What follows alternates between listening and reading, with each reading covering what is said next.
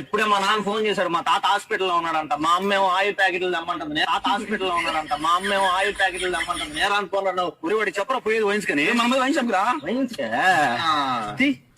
Minimum 100 పోవాలి బండి,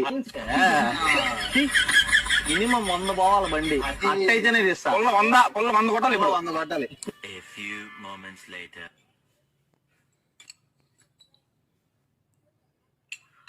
సరే అన్న, అయితే నేను బయలుదేరతా. మా తమ్ముడు ఎక్కడికి ఏం లేకపోతే అక్కడ పనే జరగదన్నా నీకేం తెలుసు, ఏం లేకపోతే అక్కడ పనే జరగదన్నా నీకేం తెలుసు.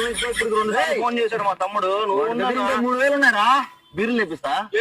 వాడు మా తమ్ముడు ఇప్పుడే మెసేజ్ పెట్టాడు, పని అంతా నేను చూసుకుంటాను నువ్వు కానీ అన్నా. మా తమ్ముడు ఇప్పుడే మెసేజ్ పెట్టాడు, పని అంతా నేను చూసుకుంటాను నువ్వు కానీ అన్నా. నేను కానీ ఆ 3000 కొట్టి బీర్లు లేపి.